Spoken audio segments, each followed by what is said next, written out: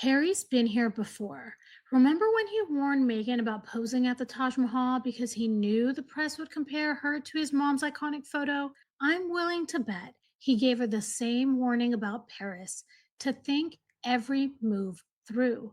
And yet here we are, Meghan creating content, driving at night near the very tunnel that's tied to Diana's tragedy. That's not just a car ride, that's a headline waiting to happen. Let's talk about all of this and more, but before we get into it, here's the intro. Welcome to Revealing the Narc. Join me as I highlight narcissistic traits in celebrities and public figures. Everything here is in my opinion and not professional advice. If you enjoy the analysis, please like and subscribe. What I want to talk about in this video is something that we've already heard about before, straight from Harry's mouth. The purpose of this video is to provide evidence for an assumption that I believe is true. I believe that Harry warned Meghan, or at least told her before going to Paris, please be very careful of your every move. Not just out of fear, because I believe there's a lot of fear tied to this, but also because of symbolism and the press. The first article we'll go through is titled, Harry told Meghan not to have her picture taken at Taj Mahal in case people accused her of mimicking Diana, but she was baffled by his request because she was unaware of Princess's iconic image. Okay, well, that needed a sigh because false. False, I don't think she didn't know about it, but let's get into it. The article begins and says the Duke of Sussex told his wife not to pose for a photo in front of the Taj Mahal as he did not want people to think she was mimicking his mother. In 1992, the Princess of Wales was pictured sitting alone at the landmark on a tour of India in an image considered symbolic of the state of her relationship with Charles. And I'll go into all of that and why it's important and why this photo of Princess Diana in front of the Taj Mahal really did signal where she was in the state of her relationship with Charles. To tell the full story, we need to go back in time to 1980. And during that time, when Prince Charles, as he was known at the time, visited India, he went to the Taj Mahal and he said, one day I'll bring my wife. To be more specific, royal photographer Kent Gavin said the following: I'd been on a trip to India with Prince Charles and sat him on that very same cement stool where he posed Diana for that picture, he said. And at the press conference that evening, Charles said, one day, because this monument is about a man who loved this woman so much that he built this, I'm going to bring my wife back here. Let me show you a clip from 1992 discussing Prince Charles and Princess Diana's trip to India. Here we go. The Prince and Princess of Wales will spend today, as they've spent much of this royal tour, apart.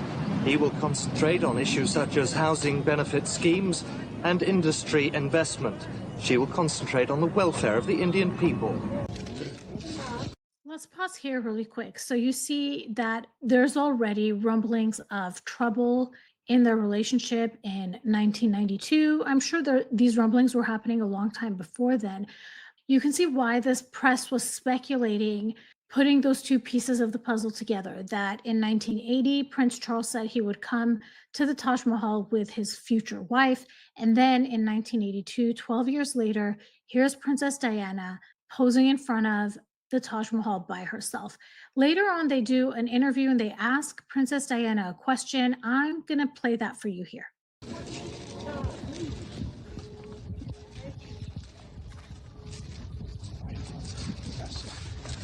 Very what, Your Royal Highness? In what way?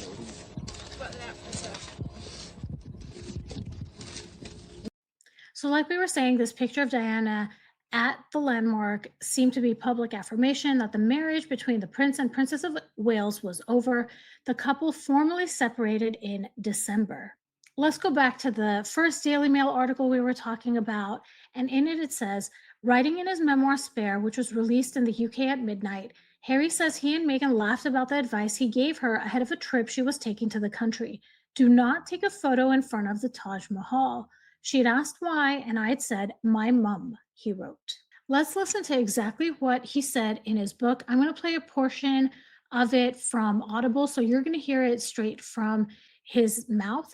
I've sped up the audio 1.2 fold, and then I've also deleted all the gaps. So I tried to shorten it as much as possible. So here we go. Celebrating Doria, celebrating being together, and doing it all at our favourite place, Soho House at 7016 Street. On the subject of India, we laughed about the advice I'd given Meg before she left. Do not take a photo in front of the Taj Mahal. She asked why, and I'd said, my mum. I'd explained that my mother had posed for a photo there, and it had become iconic. I didn't want anyone thinking Meg was trying to mimic my mother. Meg had never heard of this photo and found the whole thing baffling, and I loved her for being baffled. So much to uncover in just that tiny part. The first thing is that Harry says, I'd explained that my mother had posed for a photo there and it had become iconic, and I didn't want anyone thinking Meg was trying to mimic my mother. Well, good luck with that, Harry, because here you go. You don't want people thinking Meghan is mimicking Diana, but she has been, and she wants people to think and tie her as closely to Diana as possible. While I was searching for photos of Meghan cosplaying Diana, I stumbled upon this one. So the one of Meghan is from Commonwealth Day 2020. This was Harry and Meghan's last royal appearance. I showed a clip just now where Harry looks incredibly somber and Meghan is on cloud nine. She really sees it as freedom. I think she really thought that they were going to make so much money and they were hardly going to have to work, and people were just going to be throwing money at them because of who she thought that they were. Well, it turns out the image on the left of Princess Diana, this is her June 1, 1982, at Trooping the Color, and she's pregnant here with William. I just find it so disturbing that she's cosplaying an outfit while Meghan was pregnant with William. And, maybe I'm reaching far for this one.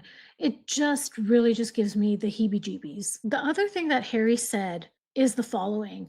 On the subject of India, we laughed about the advice I'd given Meg before she'd left. Do not take your photo in front of the Taj Mahal. So Harry gives Meghan advice that's important to him, and they laughed together. I don't think that this was two people that were sharing a joke. It sounds to me like Harry is trying to downplay something that actually hurt. Meghan is brushing off a boundary that mattered deeply to him. His warning wasn't petty, it came from a raw place.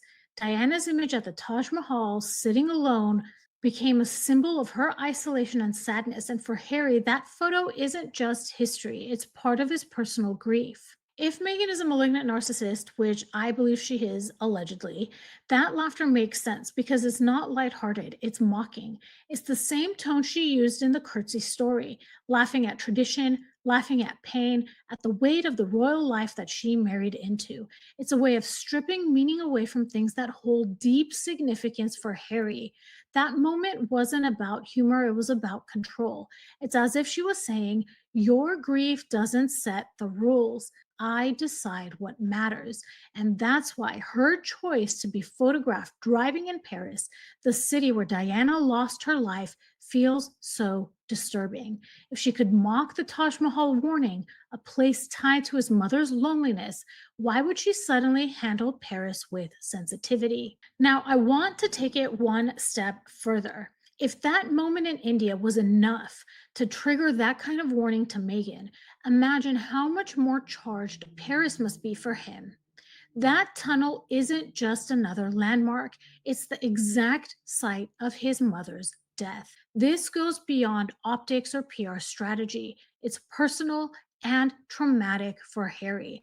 That's why I feel very confident that he would have urged Meghan to think about every single move she made in Paris, the timing, the route, even something as ordinary as driving at night. And that's what makes it so disturbing.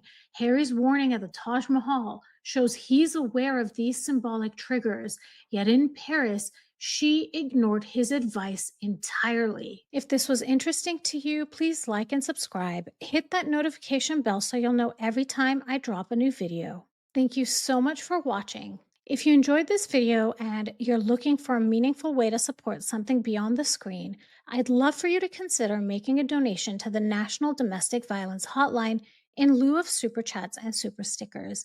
They provide 24/7 support and resources for people in unsafe or overwhelming situations, whether that's emotional, physical, or just hard to name. Their information is on the screen should you need to contact them.